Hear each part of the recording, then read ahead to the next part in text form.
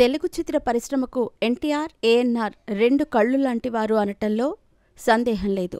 ఇక వారి వారసత్వాన్ని కొనసాగిస్తూ సీనియర్ హీరోల్లో నందమూరి బాలకృష్ణ, అక్కినేని నాగార్జున స్టార్ హీరోలుగా దూసుకుపోతున్నారు.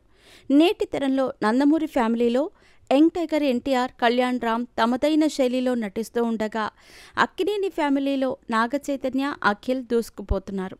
అయితే అప్పట్లో ఎన్టీఆర్, ఏఎన్నార్ కలిసి నటించారు. ఆ తర్వాత హరికృష్ణ, నాగార్జున కలిసి నటించారు.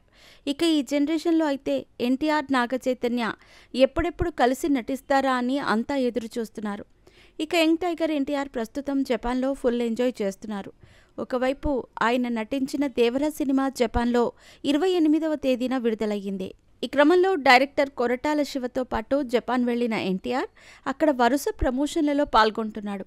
రీసెంట్గానే జపాన్ ఫ్యాన్స్తో కలిసి ఎన్టీఆర్ స్టెప్పులు వేసిన వీడియో సోషల్ మీడియాలో ఫుల్గా వైరల్ అయ్యింది. ఈ క్రమంలోనే డైరెక్టర్ శివ, కొరటాలతో పాటు ఓ ఇంటర్వ్యూలో పాల్గొన్న ఎన్టీఆర్ నాగచైతన్య గురించి, ఆయన రెస్టారెంట్ గురించి షాకింగ్ కామెంట్స్ చేయటం హాట్ టాపిక్గా మారింది. ఎన్టీఆర్ మాట్లాడుతూ తాను జపాన్ ఫుడ్ని చాలా ఇష్టంగా తింటానని తెలిపారు. హైదరాబాద్లో జపాన్ ఫుడ్ తినాలని అనిపిస్తే ఖచ్చితంగా షోయూ రెస్టారెంట్కి వెళ్ళాలి. అది నా ఫ్రెండ్ హీరో నాగచైతన్యది. ఆ రెస్టారెంట్లో మనకి చాలా రకాల జపాన్ ఫుడ్స్ ఉంటాయి.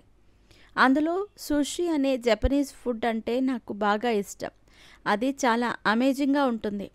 ఎప్పుడు నాకు జపాన్ ఫుడ్ తినాలనిపించినా సరే నేను ఖచ్చితంగా ఆ రెస్టారెంట్కి వెళ్ళిపోతాను అంటూ చెప్పారు. ఇక ఫంక్షన్లో అయినా బయట అయినా ఎన్టీఆర్, చైతన్య కలిసి కనిపించిన సందర్భాలు చాలా తక్కువ. ఇంటర్వ్యూల్లో కూడా ఎప్పుడూ ఒకరి గురించి మరొకరు చెప్పింది కూడా తక్కువే. కానీ ఇప్పుడు అనూహ్యంగా ఎన్టీఆర్, చైతు గురించి పొగడ్తలు కురిపించటం పట్ల రెండు కుటుంబాల అభిమానులు సంతోషం వ్యక్తం చేస్తున్నారు. ఇక ప్రస్తుతం ఎన్టీఆర్ చేతిలో భారీ ప్రాజెక్ట్స్ ఉన్నాయి. హృతిక్ రోషన్తో కలిసి వార్ 2 మూవీలో నటిస్తున్నారు. ఇది బాలీవుడ్ డెబ్యూ కావడంతో ఫ్యాన్స్ అంతా ఆసక్తిగా ఎదురుచూస్తున్నారు. అలాగే ఎన్టీఆర్, ప్రశాంత్ నీల్ కాంబినేషన్లో మైత్రి మూవీ మేకర్స్ సినిమాను ప్రకటించిన విషయం తెలిసిందే. రీసెంట్గానే భారీ సెట్లో సినిమా షూటింగ్ స్టార్ట్ చేశారు.